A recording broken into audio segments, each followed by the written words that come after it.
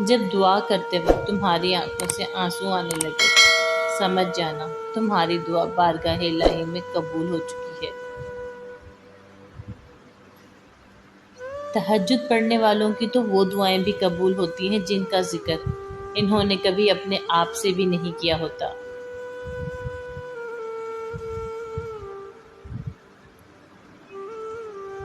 وفاؤں کے گن گانے سے بہتر ہے جو پسند ہے اس سے نکاح کرو۔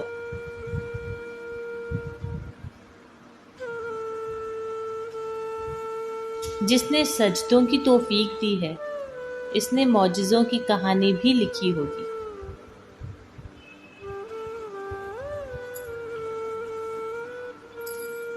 اللہ سے اپنا رشتہ اتنا مضبوط کرو کہ تمہیں کسی کے سہارے کی طلب ختم ہو جائے۔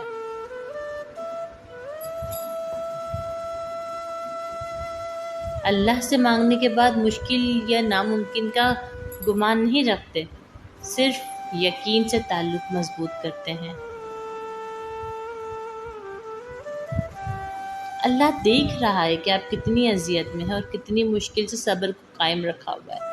دیکھنا بہت جلد وہ آپ کو سکون سے نوازے گا اور آپ کے صبر کا پھل ضرور عطا کرے گا۔ انسان ہر چیز کے بغیر رہ سکتا ہے لیکن اللہ کی محبت کے بغیر نہیں رہ سکتا۔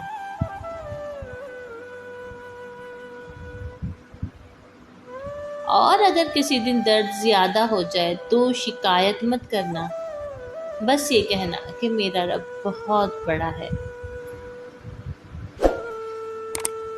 رسول پاک نے فرمایا، بے شک ہر نماز اپنے سے پہلے والے گناہوں کو مٹا دیتی ہے۔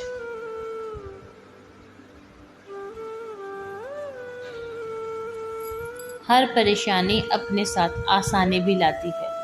اللہ اپنے بندے کو تنہا نہیں چھوڑتا۔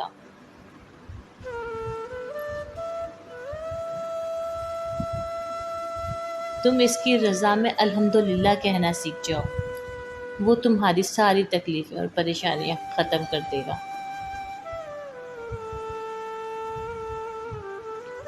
ہر عبادت کا پتہ نہیں ہوتا کہ وہ قبول ہے یا نہیں، مگر درود شریف ایسی عبادت ہے جو ادا ہوتے ہی قبول ہو جاتی ہے۔ یہ محبت ہی تو ہے جو دنیاوی خواہشوں سے غافل ہو کر اس کی ذات میں فنا ہونا سکھاتی ہے۔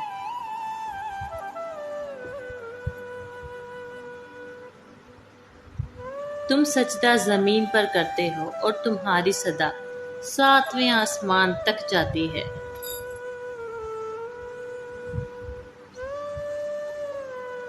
سکون پتہ ہے کیا ہے؟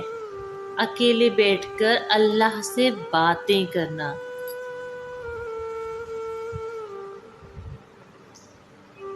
دنیا کی سب سے خوش نصیب عورت وہ ہے جس کے پاس ایک مخلص مرد ہے۔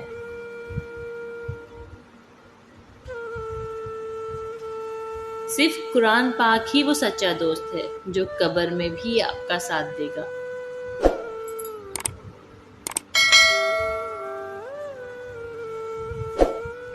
توڑنے والے 1000 بیٹھے ہیں، جوڑنے والا صرف اللہ ہے۔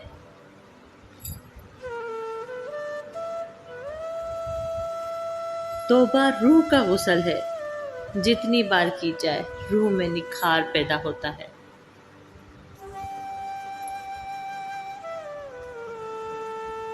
دعا اس چیز کو بھی تم تک کھینچ لاتی ہے جو تمہارے نصیب کا حصہ بھی نہیں ہوتی۔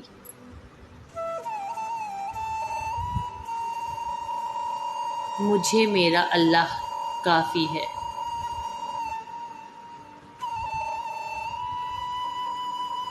کبھی اس کو نظر انداز نہ کرو جو تمہاری پرواہ کرتا ہے، ورنہ کسی دن تمہیں احساس ہوگا کہ پتھر جمع کرتے کرتے تم نے ہیرا گنوا دیا۔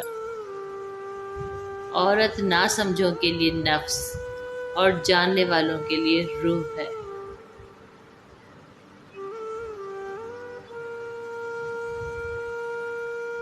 جب آپ آپس میں ایک دوسرے کے لیے دعا کرتے ہیں تو وہ پاک محبت ہوتی ہے۔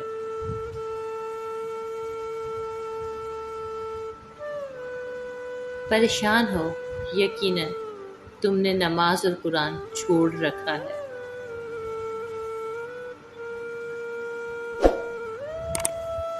اللہ کو بہت پسند ہے جب آپ دنیا سے نہیں اللہ سے مانگتے ہو۔